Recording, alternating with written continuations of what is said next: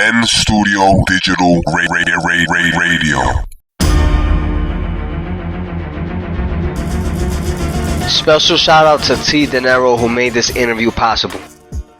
What's up, y'all? This is Datwon from Vibe Magazine, and I'm in studio. Welcome back, everybody. This is Johnny Torres for Nstudio. Today, we have the privilege to have Datwon Thomas. Datwon, can you tell us, who is Datwon Thomas? Datwon Thomas is a cool guy. I'm just like one of those content creators, man. I'm currently executive editor of Vibe Magazine out here in New York. It's our 20th year. I see you, man. I started at Vibe Magazine in 1996 as an intern, and I came back in 2010 as an editorial director, and now I'm executive editor. So my career has been, wide-ranging, man. Always been publishing in digital media. But at the base of it, man, I'm just a Brooklyn kid, that's traveled the world, and just happy for, all the different blessings and stuff that I get. Why publishing? I feel as though publishing came about from my love of reading and writing from an early age, and I guess I picked hip-hop journalism or music journalism because of my love affair with hip-hop and the music itself. So to put the two loves together and to be able to make a living and do some great things for the culture, it's like I'm living a dream, man. I remember reading Vibe Magazine when it came out in like 92. I was still in high school and was like just wishing I could do something like that, to be able to report on rappers and give my opinion on whatever new record was out or whatever new dance or style or clothing or whatever. I just wanted to be absorbed with the lifestyle. And I got that opportunity, man. And sometimes I just feel as though it was just destined because I wanted it so bad and I worked towards it. So I think publishing is just one of those mediums. When you think about all the people that are rich in the world, they're not in, textiles or hard natural resources. They're in either communications or they're in some kind of form of publishing. The two billionaires that are, black and that own their own stuff is like Oprah Winfrey and Bob Johnson. They're both communications amazing, and entrepreneurs. So when you think of communication, I think of publishing, and it's just the best way to connect with the people. You're an executive editor. That's a big title. What is your mission as far as the reader and the experience that they have? Wow. When I first got back to Vibe, I was editorial director. I did that early 2012, and then I switched over to executive editor, so I could be more of a liaison. It's basically just a title change, but I'm still doing the same job essentially. I'm a little bit more on the digital side now, but my title entails me to kind of be a liaison between the administrative side of the business and the creative writing side of the business, so that the two staffs can understand each other a little bit better. Since I have experience on both sides, my skills afford me a chance to get them on the same level when they're not on the same level, and to come in with creative concepts and things that may benefit both parties. And how the reader is benefiting is I'm always thinking about the reader. I'm always thinking about the consumer. I always want them to have the best experience when they come to our website, or they come to one of our events, or if they read the mag, or if they see something that we're attached to.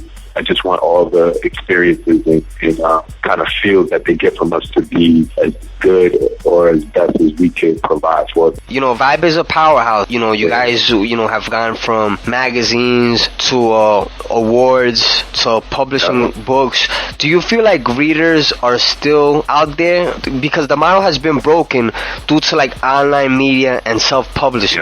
Yeah, man. It's crazy. It's a crazy time to be in publishing, and now you just can't call it publishing and think print. If you look at all these different magazines that were powerhouses that went under, like at least their print editions, like Newsweek. This is something that was a staple within, America as a whole on a mainstream level, and they just did away with their print edition and they're straight online now. Also, like with a magazine like Spin, they're just straight digital now. The one thing that I believe that's a stronghold for us is that we still produce a print issue, every 6 to 7 weeks, and we're holding on to make sure that we do that. The reader is still there. We just got to make sure that we're providing the reader with something that they want to hold tangibly.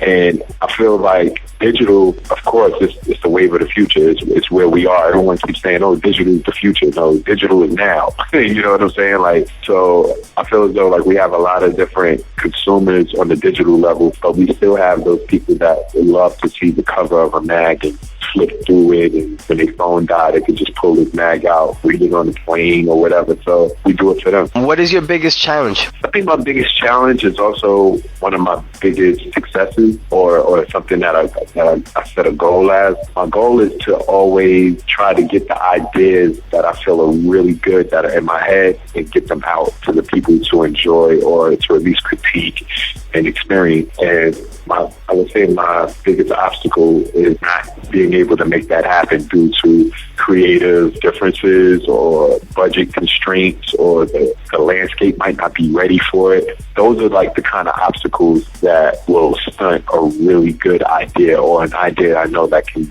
expand and grow. That's my biggest obstacle. I mean, there's so many other things that come with the game as far as like shiesty people and unfortunate circumstances, be it like a photo shoot can't happen or whatever, or the execution of an idea doesn't go all the way. But I think it's really just not getting the actual dope creative aspect of something out the way that I would want to. And you know, when it does happen, it's amazing. You know, you mentioned goals and success. What are some of the attributes that have made you successful in this industry? I would have to say some of the attributes that's made me successful is just having a positive attitude, man. Like, you can have all the talent in the world, you can have the best team that you can have, you can have the best plan, but if you're constantly going with that crew or that plan or whatever with a negative attitude or not optimistic about it, then it's all for naught. Like, you really are defeating yourself, and you're worrying more than you're actually producing. So what I do is I try to go into things with a positive energy, and what ends up happening is positive energy is contagious the same way negative energy is contagious. So if I come in with a negative attitude, then the staff will have a negative attitude, and then it seeps into the creative, and then the people will see that. I just love being upbeat, being determined, being smart, also having vision, kind of being able to see beyond what's in front of you or what the obstacles are in front of you at the moment. You have to be able to say, okay, in the perfect world, or if I can get past it, what's going to happen next, and how is it going to look in the future? And that's the way that I've built my career, and it's been working for the past 16, 17 years. What advice would you give to a young Datwon Thomas coming into the game? Man, that's a good one.